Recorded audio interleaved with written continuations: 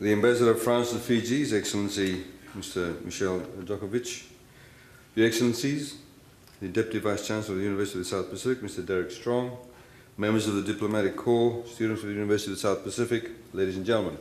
Gulavanaka and a very good morning to all of you. I'm delighted to be here on behalf of the Fijian government and our Honourable Prime Minister as we open this regional conference on the oceans management, an issue of the highest importance for every Fijian and every Pacific Islander.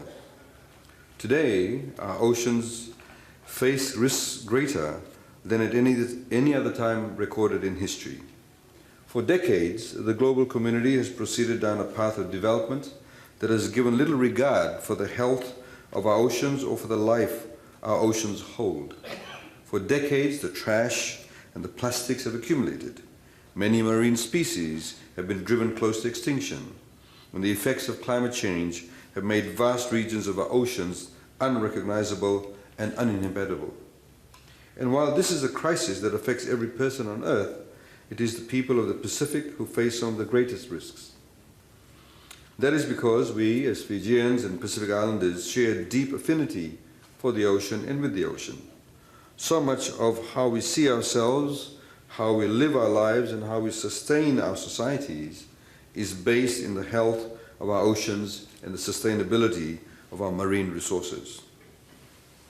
It's very interesting, when Prime Minister Modi came to Fiji, because we, in the UN speak, generally call ourselves small Pacific island states. And what he said, and indeed it was recently echoed by the Minister of State for External Affairs, he said, you are large oceanic countries.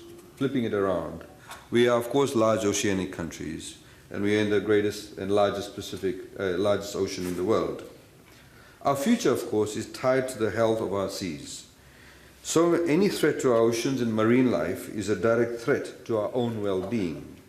That is why, alongside climate change, the preservation and conservation of our oceans sits at the very top of Fiji's foreign policy agenda. Today, as we all know, is the World Oceans Conference, as highlighted earlier on. We can all be very proud that as we gather to discuss the challenges facing our oceans and seas, our Honourable Prime Minister is in New York, serving as co-president for the first ever United Nations Conference on Oceans. And later this year, he will preside over COP23, the global negotiations on climate change, an issue that also has severe consequences for our oceans and marine life. We are all aware that the most pressing threats to our oceans come from industrialized nations and large corporate interests. While we all certainly have a part to play in the solutions, it is mostly due to these selfish actors that our oceans have been stripped of their resources and massive amounts of rubbish has been dumped into our seas, killing off many of the plants and animals that Fijians rely on for sustenance to support their families. That is why our Prime Minister's co-presidency of the Oceans Conference is so important. The Pacific needs a seat at the table. We cannot allow the global effort to address this issue to move forward without full consideration given to our perspectives, because it is we who have the most to lose. And because of our Prime Minister's leadership, our struggles, our concerns, and our ideas are on the front line, shaping the global response to this crisis.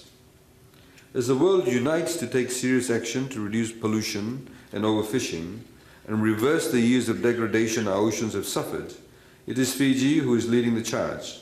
It is Fiji who is putting the voices of the Pacific at the forefront of that effort. And it is Fiji who is rallying the community of nations to protect our oceans today and preserve them for the generations to come. As our Honourable Prime Minister has said on many occasions, this is a challenge far greater than any one government or any one nation. And we are seeking a commitment from all 7.5 billion people on Earth to join this cause, to save our oceans and make this that moment, that the world change course and begin to improve the quality of our oceans rather than diminish them. Abroad, Fiji is looked to by the world on this issue as a positive force for good and as a champion for the preservation of our oceans and seas. But here at home, we must be just as ambitious and diligent in protecting our own waters and the species that inhabit them. inhabit them. We must live out every day the same respect for our oceans and responsible management for our marine life that we are calling for the rest of the world. Across government, we are working towards the full implementation of Sustainable Development Goal 14, which calls for the conservation and sustainable use of our oceans, seas and marine resources. We are crafting a Fijian oceans policy framework that will govern all our work to prevent further decline to our oceans and reefs.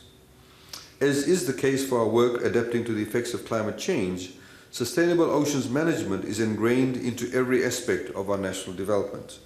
And we are fully committed to setting an example to the rest of the world of how a society can grow its economy, improve the lives of its people, and welcome prosperity without risking the health of our oceans, without killing off marine species, and without dumping our rubbish into the sea. This cannot be accomplished by government alone, of course. We need commitment from every Fijian as well, because as a society, we can do a lot better. We all have to be more aware about the waste we create and where it ends up. We all have to condemn at every opportunity any actions that threaten our ocean ecosystems or any part of our natural environment. We have to do one better than simply having laws in place. We need a shift of values. We need every one of our citizens to fully appreciate the grave risks our oceans face and understand what they can do to make a difference. Only then, ladies and gentlemen, will we live up to the proud legacy of ocean stewardship practiced by Fijian society for millennia. Only then will we truly become champions for the world's oceans. On this World Oceans Day, and as we open this conference, let us always bear in mind those who are most vulnerable. The issues you will debate and discuss are the reality that many people live out, here in Fiji and all around the world. It is for their sake and the sake of every person on earth that we are holding this conference, and we are proud to support this conference.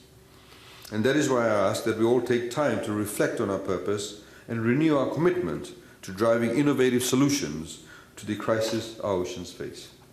Thank you very much, and I wish you a fantastic conference. Vinaka Wakalelu.